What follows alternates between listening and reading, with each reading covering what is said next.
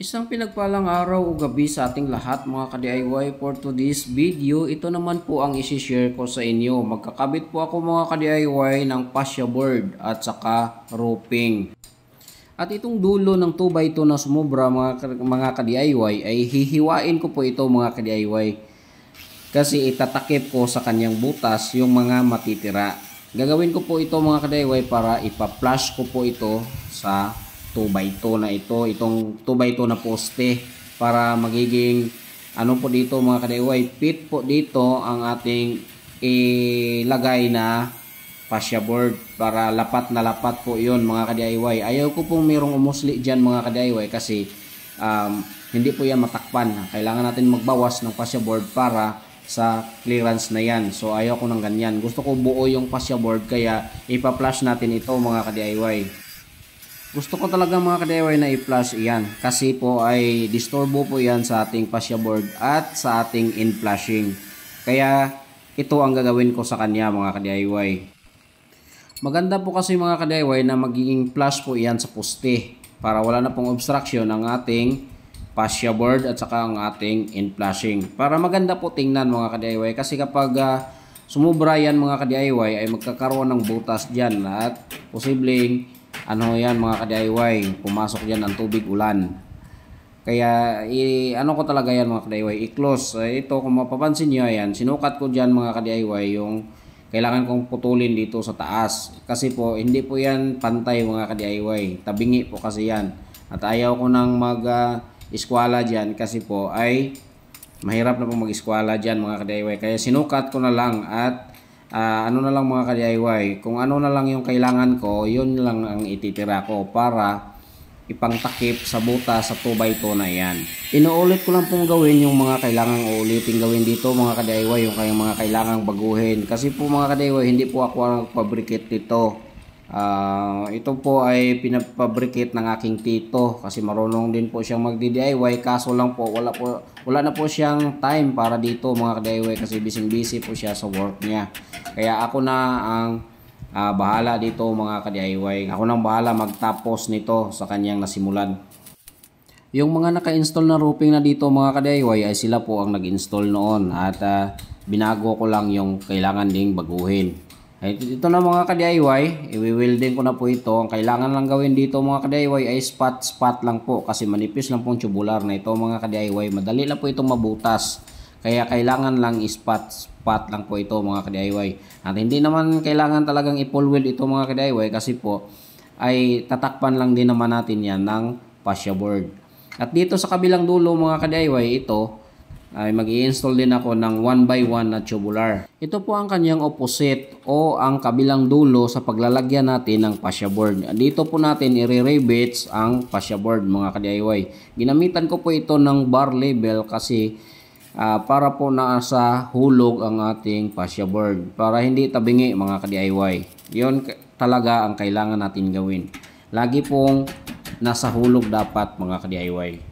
Kasi kapag wala sa hulog mga ka-DIY, tabingi po yon at pangit na po yung tingnan mga ka-DIY.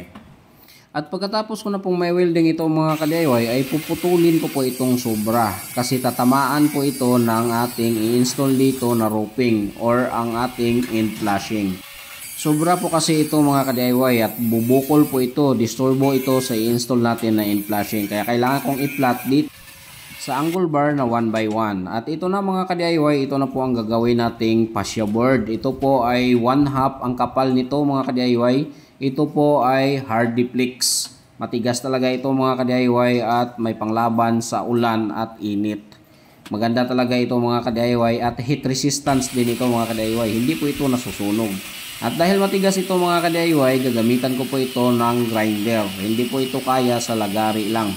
Kaya ito sa lagari mga ka-DIY or cross cut so kapag matalim yung ating cross cut so. Pero yung cross cut so namin dito mga ka-DIY ay nako, mapapagod ka na lang sa lagari, hindi pa mapuputol. Kaya ginagrinder ko na mga ka-DIY para mabilis na po ang ginagawa namin dito. Kasama ko po palang kapatid ko dito mga ka-DIY, pinatulong ko po siya dito para meron naman akong kasama dito sa taas. Kasi yung dalawang cousin din namin ay nasa baba. Sila po yung nagta-tiles. Si Sunny Boy at si Charico. Sila po yung body-body doon mga ka-DIY, sila yung naggagawa ng tiles at kami naman dito sa taas, sa roofing naman po kami mga ka-DIY. Wala naman po siyang duty ngayon kaya pinatulong ko po siya muna dito. At dito na mga ka-DIY, pinagre-rivets ko na itong ating fascia board. Ang ginagamit ko po pala ditong blind rivets mga ka-DIY ay yung 316 by 3/4 para kapit na kapit po mga ka-DIY. Kasi po yung ating fascia board ay 1/2. So 3/4 ang haba ng ating kailangan para kumapit po talaga ng husto itong ating fascia board. Nilagyan ko talaga ito ng fascia board mga ka-DIY para maganda naman tingnan. Yung sabi ni tito ko ay wala na sana itong fascia board pero marami po itong pull out dito na fascia board. Masayang lang yon kapag hindi ko gamitin mga ka-DIY kasi magiging basura lang po iyon. Pwede pa naman yun mapakinabangan kaya sinulit ko na mga ka-DIY. At na-imagine ko din kung wala itong fascia board. Pangit talaga tingnan mga ka-DIY. Iba talaga yung gumagawa na mga ka-DIY kasi may imagine mo yung ginagawa mo kung ano ang magiging outcome kapag mayroong kulang. Pero hindi ko naman sinasabi na hindi magagawa yan kapag mayroong kulang kasi marami din namang bubong na wala yan. Nagagawa din naman. Pero ito mga ka-DIY ay meron tayong materials na pwedeng gamitin dito. Kaya pinakinabangan ko na po mga ka-DIY. At ito na po mga ka-DIY ay mag-i-install na po kami ng roofing kasi natapos na po natin itong ating fascia board na na-install. Ito po palang roofing na gagamitin namin dito mga ka-DIY. Ito po ay tinatawag na color roof or long span. Ang kagandahan nito mga ka-DIY kasi pwede ka pong mag-order sa kanila kahit anong haba ang cut na o-orderin mo mga ka-DIY. Meron din silang standard na sizes, yung buka, kung gaano kalaki. Yung haba ay pwede kang mag-order kahit anong haba mga ka-DIY. Naka-order nga ako ng 60 cm lang, yung sa kabilang tito din namin. Yung extension na ginawa namin sa likod, yung kitchen extension na yon. Pwede kang maka-order nito kahit 60 cm lang. Kaya maganda talaga itong factory nito ng mga ka-DIY. Ngunit itong na-order ni tito ko ay hindi po ito fit dito sa existing niyang yero. Kasi po hindi po parihas ang sukat sa kanyang kulod o ang buka nito. Kaya ginawan din namin ito ng paraan mga ka-DIY. Tabingi po kasi ito ay nagawan din naman namin ng paraan. Ginawan na lang namin ng paraan mga ka-DIY kasi hindi naman po pwedeng i-return ito kasi naputol-putol na po ito mga ka-DIY. Ay sinubukan na po kasi nila itong i-install So ayan mga ka-DIY, kung kayo ay mahilig din mag-DIY lalo na sa mga roofing, siguraduhin nyo po mga ka-DIY na meron kayong sukat sa inyong existing na roofing. Sukatin nyo yung gulod, gaano ba ang kanyang height, ang kanyang buka. Yun ang importante mga ka-DIY at yun ang ipapakita nyo doon sa factory ng roofing kasi yun po ang susundan para po hindi po magtabingi. Yung kanyang overlap ay fit na fit po talaga. At ito na nga mga ka-DIY, maglagay na po ako ng thick screw. At sa paglalagay po pala ng thick screw mga ka-DIY, siguraduhin nyo po na yung thick screw nyo ay mayroong rubber para hindi po magkaroon ng tulo ang inyong bubong. At saka wag nyo pong masyadong higpitan na yung nayuyupi na po yung gulod ng inyong yero. Kasi po doon po magka-problema po kayo doon mga ka-DIY. Kasi doon po mag-stuck yung tubig at posibleng magkaroon ng tulo ang inyong bubong. Kapag masubrahan po ng higpit mga ka-DIY ay meron din namang remedy yan kasi po pwede din namang i-reverse yung ating cordless drill para umangat po pabalik yung ating yero. Kapag hindi na umangat pabalik mga ka-DIY ay lalagyan na lang po natin ng sealant para iwas tulo na po talaga mga ka-DIY.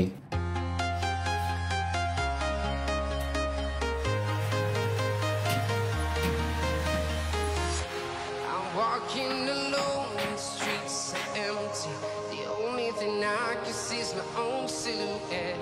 I'm getting stronger, step by step. The clock is ticking, but there's no time for regrets. I've been flying from town to town, from London to Taiwan.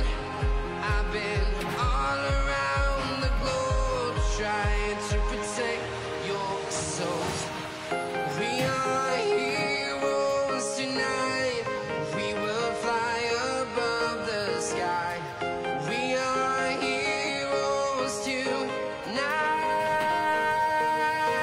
Yeah.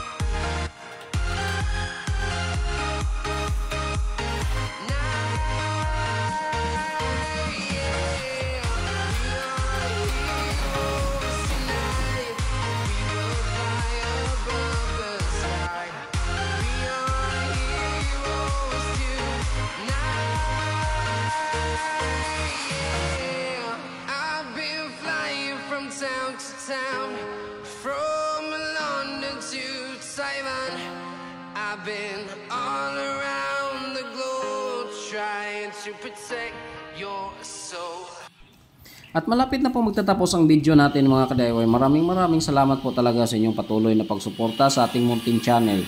Solid and Liquid Team, maraming salamat po talaga sa inyong lahat. At sa mga friend ko dyan sa YT, maraming salamat po talaga sa inyong lahat mga ka-DIY. At sa nag-iisa kong member na si Ma'am Bosyang 18, maraming salamat po talaga ma'am at hindi mo ako iniwan. Paalam, hanggang sa muli!